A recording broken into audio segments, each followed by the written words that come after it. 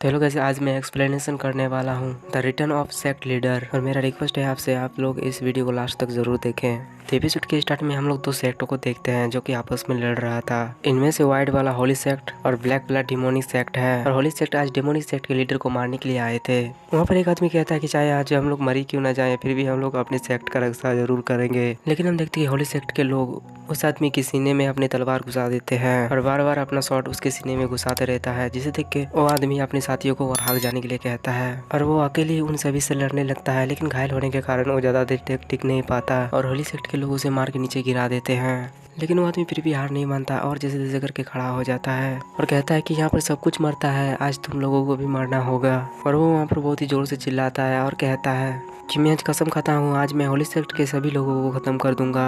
और वो आदमी अकेले ही उन लोगों के ऊपर अटैक कर देता है। उसे अपना तरफ आता देख होली सेक्ट का एक आदमी उसको गाली देने लगता है और जोर जोर से हंसने लगता है। तब दूसरा वाला आदमी कहता है कि एवरीवन, आज सभी लोग देख लो, क्योंकि डेमोनिक सेक्ट हर किसी से अब दूर होने वाला है। और हम देखते हैं डेमोनिक सेक्ट का वो आदमी होली सेक्ट के दो आदमी को मार देता है। लेकिन तभी उन्हें कोई पीछे से बुलाता है, जिसमें कि होली सेक्ट के सभी लोग पीछे मुड़ के देखते हैं और कहते हैं कि ये अब कौन आ गया। जिस पर वो आदमी होली सेक्ट के लोगों को कहता है कि डेमोनिक सेक्ट का लीडर कौन है, ये जाने बिना ही तुम लोग डेमोनिक सेक्ट को खत्म करने के लिए आ गए। उस आदमी को देख के डेमोनिक सेक्ट का आदमी कहता है कि लीडर आप आ गए। तब सेक्ट लीडर होली सेक्ट के लोगों को कहता है कि तुम लोग बिना मेरे ऑर्डर के मेरे लोगों को नुकसान पहुंचाने के बारे में सोचा कैसे। जिसके बाद हम देखते हैं कि डेमोनिक सेक्ट का लीडर बहुत ही बेरहमी से उन लोगों को मारने लगता है और जो होली सेक्ट का आदमी बहुत ही ज्यादा उछल रहा था उसका सर कट के अपने हाथों में ले लेता है। उस डेमोनिक सेक्ट का लीडर का ऐसे भयानक रूप देख के सभी लोग वहाँ से भागने लगते हैं और भागे भी क्यों ना, वो सेक्ट लीडर उन लोगों को बहुत ही बेरहमी से मार रहा था और सेक्ट लीडर बहुत ही ज्यादा गुस्से में था। लेकिन हम तभी देखते हैं उसके पास एक बच्चा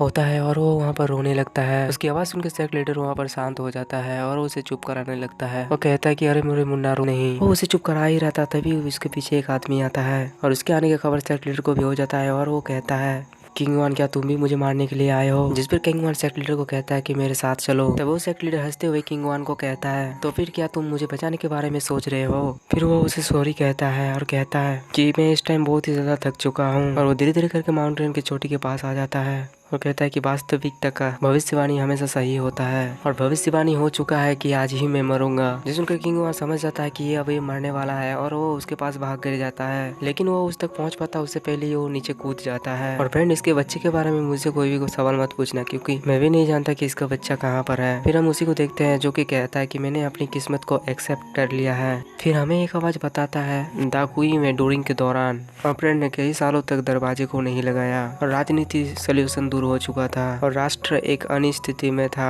यहाँ से हमारे शिफ्ट होता है, हम लोग कुछ सैनिकों को देखते हैं जो कि दीवार में एक पोस्टर को चिपका रहा था और वो सैनिक लोगों को कह रहा होता है कि आखिरकार हम लोग इस इनफेमस डाकू का सर काटने जा रहे हैं। जिस उनके वहाँ पर सभी लोग कह रहे होते हैं कि ये सैनिक लोग इसे बहुत ही हल्के में ले रहे हैं और मैंने सुना है इसने अपने साथियों के साथ शॉर्ट क्लैड को पूरी तरह से नष्ट कर दिया है। फिर हम एक लड़के को देखते हैं जिसका नाम की टैंकी होता है और वो कहता है कि ऐसा नहीं हो सकता।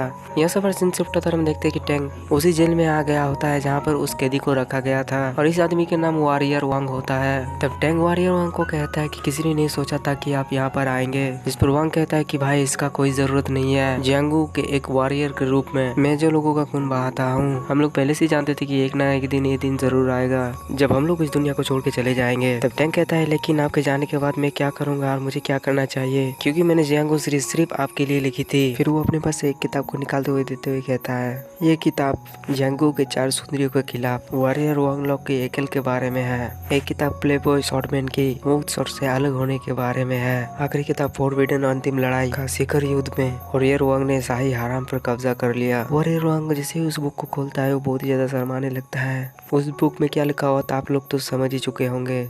तब टैंक उसकी मजे लेते हुए कहता है कि मुझे यकीन है आपको यहाँ पर कंट्रोल करना मुश्किल हो रहा है, इसीलिए मैं यहाँ पर सिर्फ किताबें ले आया हूँ और इसके अलावा मैं आपको 50% डिस्काउंट भी दे रहा हूँ। अगर आप एक किताब खरीदते हैं तो आपको दूसरा फ्री मिलेगा। जिस सुनकर उस गार्ड को टैंक के ऊपर बहुत ही गुस्सा आता है और वो कहता है कि टाइम खत्म हो गया, आप चलो बाहर निकलो। लेकिन टैंक अपने हरकतों से बाज नहीं आ रहा था और वो वॉरियर वांग को कहता है वॉरियर वांग, आपकी मृत्यु के बाद मैं हर महीने आपके लिए एक किताब चलाऊंगा। मैंने इसके लिए भी एक बिजनेस स्टार्ट किया है और भविष्य में मैं जितने भी किताबों को लिखूंगा सबसे पहले मैं इन किताब को आपके लिए ही जला दूंगा। और हम देखते कि वो गार्ड टैंक को घसीट के ले जा रहा था। टैंक जाते हुए भी वॉरियर वांग का नाम पुकारने लगता है, जिस पर वॉरियर वांग भी टैंक का नाम पुकारने लगता है। और हम देखते कि वो गार्ड टैंक को लात मार के बाहर निकाल देता है और दरवाजे को बंद कर देता है। बाहर आने के बाद हम देखते कि टैंक उदास हो जाता है और कहता है कि मैंने आज एक और रेगुलर खो दिया। अब मुझे रास्ते में फिर से न्यू कस्टमर को ढूंढना होगा। मेरे एग्जाम में 3 महीने और बाकी है और अगर मैं इस बार भी नहीं पास हो सका तो मैं अपने आप को अपने पिता के कब्र के सामने ही मार दूंगा। फिर हमें टैंक के बारे में बताया जाता है जहाँ पर वो अपना नाम टैंकी बताता है और वो एक स्कॉलर है। फिलहाल वो अभी कैपिटल का इंपीरियल एग्जाम का तैयारी कर रहा है और कहता है कि लेकिन यहाँ पर बहुत ही महंगी सोचें हैं और वो जीने के लिए कुछ छोटी छोटी कहानियाँ लिखता है। फिर टैंकी ने जो उस गार्ड पे पढ़ती है और वो उस गार्ड को अपनी किताबें बेचने की कोशिश करता है और कहता है कि ये कहानी बू चेंतियान की है जिसके पास की हजारों पत्नियां थी। और हम उस किताब को देखते हैं जो कि वाकई अनोखी थी। उस किताब को देख के वो गार्ड शर्मा जाता है और कहता है कि नहीं नहीं मुझे नहीं चाहिए, हरामी मनुष्य तुम मुझे नहीं इन्हें तुम्हारे पास ही रखो। तब टैंक वहाँ से जाते हुए कहता है कि अगर उसको किताब लेना ही नहीं था तो वो मुझ पर इतना ज्यादा भड़क क्यों रहा था। और वो वहाँ से जाने लगता है जहाँ पर उसे रास्ते में एक आदमी मिलता है और वो उसे फोर्स करने लगता है ताकि वो इस किताब को खरीद सके और कहता है कि इस किताब में बहुत सी हिडन स्टोरी है और लव स्टोरी भी है, तुम जो भी चाहो सब कुछ इसमें है। वो कहता है कि लूबी और उसके ब्रदर की भी कहानी है। लेकिन हम देखते हैं टैंक के पीछे कुछ आदमी आ जाता है और वो टैंक को कहता है आखिरकार हम लोगों ने तुम्हें पकड़ ही लिया, देखते हैं तुम इस बार कैसे इनकार करते हो। और इसी के साथ ही आज का एपिसोड हमारा यहाँ पर खत्म होता है। अगर आप लोगों को इसकी नेक्स्ट एपिसोड चाहिए तो जल्दी से कमेंट करें।